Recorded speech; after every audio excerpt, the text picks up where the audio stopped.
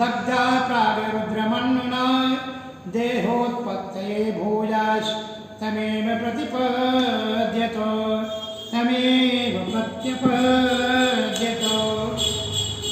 राजा परीक्षित प्रश्न करते, प्रभु मैंने सुना हो कि भगवान का द्वारिकाधीश का पहला विवाह रुक्मिणी माता के साथ हुआ।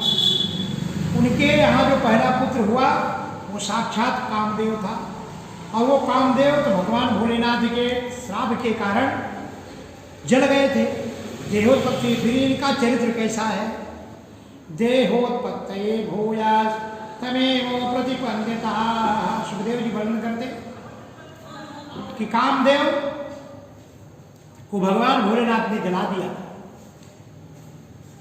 और जब वो 10 दिन के भी नहीं थे तब शंबरासुर का अपहरण कर ले गया। शंबरासुर ले जाकर के जो है समुद्र में उड़ते हुए समुद्र में फेंक दिया। एक मछली निकल गई, और मछली निकल जाने के कारण मछुआरों ने पकड़ लिया।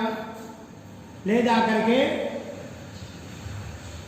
उस मछली को जब देखे बहुत विशाल थी, मछुआरों को लगा इसका योग कीमत तो कोई राजा ही देगा, और शंबरासुर के राज्य में जो है ले जाते हैं।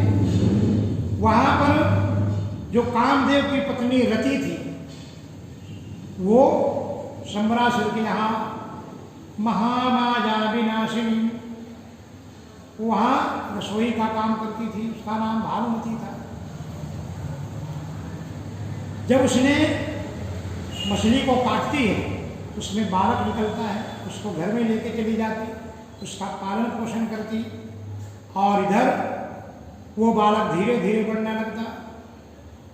अब सुखदेव जी से परीक्षित ने प्रश्न किया कि ये जिस बालक को पाल रहे वो बालक कौन था?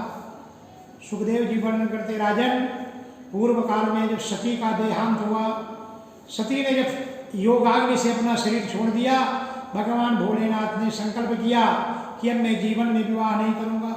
उसी समय तारकासुर ने वरदान मांगा कि मेरा पुत्र जो है मेरी मृत्यु, ब्रह्मदेव से वरदान मांगता कि मेरी मृत्यु भगवान भोलेनाथ के पुत्र से हो। उसको मालूम था कि भोलेनाथ विवाह नहीं करेंगे।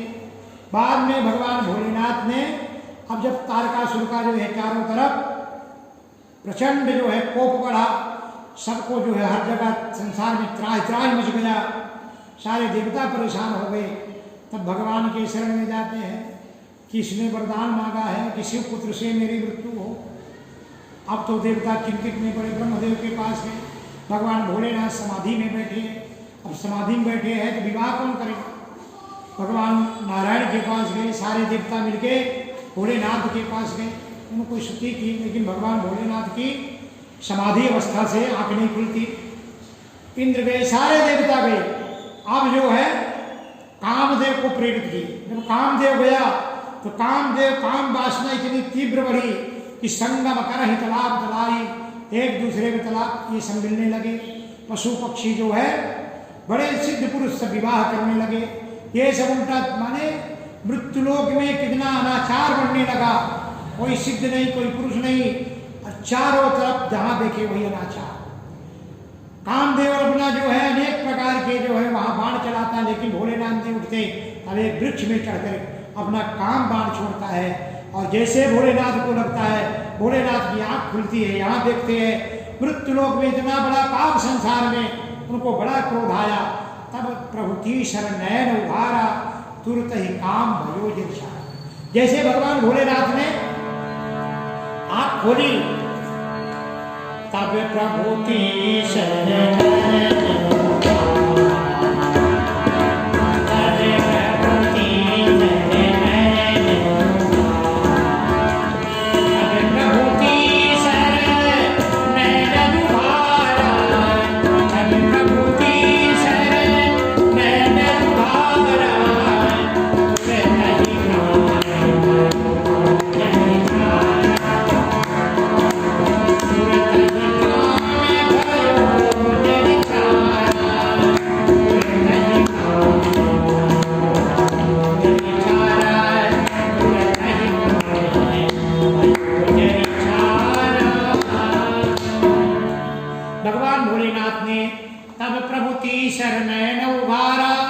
भगवान जब तीसरा नेत्र खोले, कामदेव जल के भस्म हो गए। जैसे भगवान भस्म हुए, कामदेव की जो है राख राख हो गए। कामदेव की पत्नी जाकर भगवान के चरण रोने लगी, प्रभु मेरे पति को आपने जला दिए, ये तो देव हित के लिए आए थे, संसार की जब कल्याण के लिए आए थे। कामदेव की पत्नी जब बार बार रोती है, तब जो है भगवान भोलेनाथ उनको आशीर्वाद देते हैं कि जब यदुवंश लीन अवतारा, जब यदुवंश लीन अवतारा, कोई हरण महान जब यदुवंश कृष्ण अवतारा,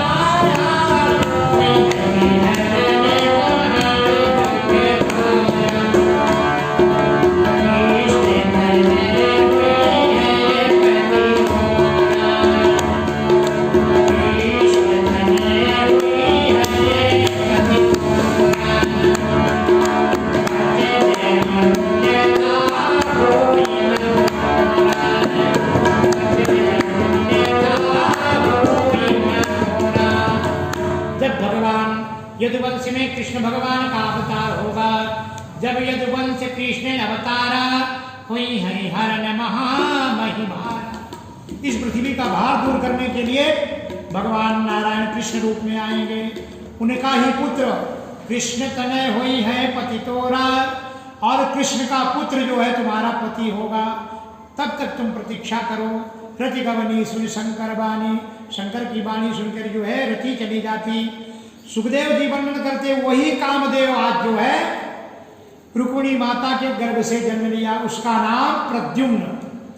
कामस्तु वासुदेवंसो दग्धा प्राग रुद्र मंडना, जिसको पहले प्राग रुद्र भोलेनाथ ने जला दिया था। देहोत्पत्तये भूयस तमेव प्रतिपद्यता, वही कामदेव को जो है भानामती जो है पालन पोषण करती है। एक दिन तम तदुरे बालम मायावत्तेन योदिता, बहुत कम समय में इतनी सेवा शुश्रूषा करी कि वो जो है जिसका नाम प्रद्युम्न है, वो कामदेव नाथ दीर्घेण कालेन सा कृष्ण रूढ़ यौवना, बहुत कम अवस्था में युवावस्था को प्राप्त हो गया। एक दिन नारद जी आते हैं और उस रति को सब बता देते हैं, देखो ये तुम्हारा बेटा नहीं है, ये तुम्हारा पति है। शंबरासुर ने अपहरण किया है, मछली इसको निगल गई थी, समुद्र में फेंक दिया, मछली निगल गई, और जब बिकने को शंबरासुर के घर में गई, आप उस बालक को लेके आए।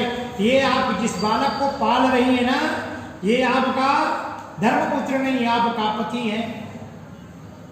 सातम पतिम पद्मदलायते क्षणम, जब वो देखती है कि मेरे पति के जरूर ऐसा ही रूप था।